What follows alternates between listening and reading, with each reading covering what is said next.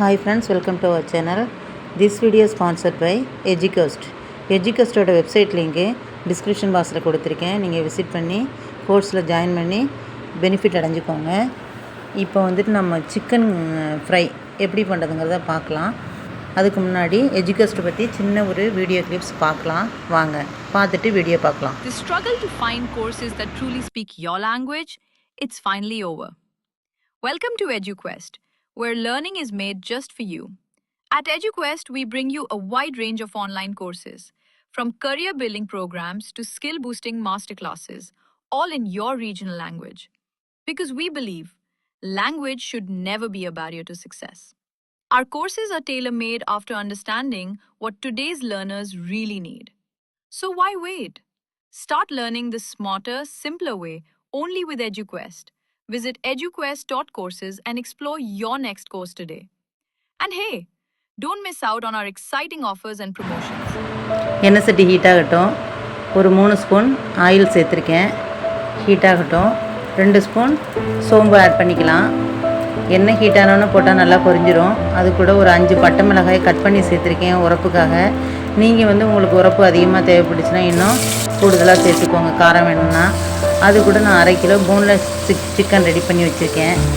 அதாவது 2 leg piece தவிர்த்து வேறு எதுலேயும் போன் இல்லாத சிக்கனை எடுத்துக்கிட்டாக்க இதுக்கு ஃப்ரைக்கு நல்லாயிருக்கும். இந்த சிக்கன் ஃப்ரை கொஞ்சம் டிஃப்ரெண்ட்டாக இருக்கும்.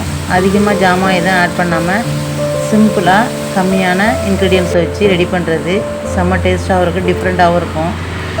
இப்போ பார்த்தீங்கன்னாக்க நல்லா இந்த ஆயிலில் பரட்டி விட்டுக்கலாம். நான் மஞ்சள் தூள் போட்டு அலசி வச்சுருந்தேன். வாஷ் பண்ணதுனால எல்லோ கலரில் தெரியுது. அது கூட நான் 1 டம்ளர் தண்ணி ஆட் பண்ணிக்கிட்டேன். இப்போ மூழ்கிற அளவுக்கு தண்ணி இருக்கணும். கொஞ்சம் போல் கருவேப்பிலை ஆட் பண்ணிக்கிட்டேன். இப்போ மூழ்கிற தண்ணி அது கூட கொஞ்சம் சால்ட்டை ஆட் பண்ணிக்கலாம். தேவையான அளவு சால்ட்டை இப்போயே ஆட் பண்ணிக்கலாம். நான் ஆட் பண்ணிக்கிட்டேன். அது கூட இன்னும் கொஞ்சம் தண்ணி சேர்த்துக்கிறேன். தண்ணி சேர்த்துக்கிட்டோம்னாக்க வேகிறதுக்கு அந்த சிக்கன் முங்குற அளவுக்கு இருக்கணும் கொஞ்சம் ஓரளவுக்கு. இப்போ நான் மூடி வச்சுக்கிட்டேன். இப்போ பாருங்கள் 10 நிமிஷம் ஆயிடுச்சு. ஓப்பன் பண்ணி பார்த்தேன். நல்லா பிரிஞ்சு வந்திருக்கு பாருங்கள் சதையெல்லாம். இப்போ லெக் பீஸில் பார்த்தீங்கன்னாக்க நல்லா அழகாக இந்த சதையெல்லாம் பிரிஞ்சு பிரிஞ்சு வந்திருக்கும். வெந்துருச்சு. இதுக்கு மேலே தண்ணியோ எதுவும் ஆட் பண்ணக்கூடாது. அந்த தண்ணி உறிஞ்சிட்டு நல்லா உரியிற அளவுக்கு வேகட்டும்.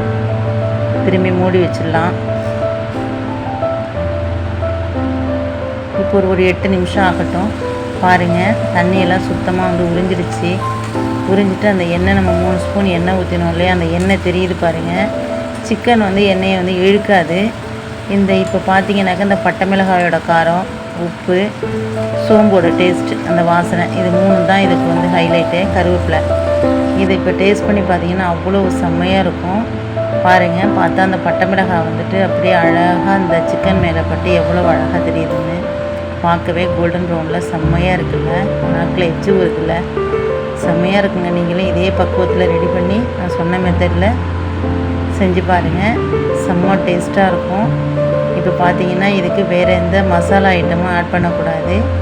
பட்டை மிளகாய், சோம்பு, உப்பு, தேவையான அளவு உப்பு, அவ்வளோதான். கொஞ்சம் போல் ஒரு 3 ஸ்பூன் ஆயில், இவ்வளோதாங்க.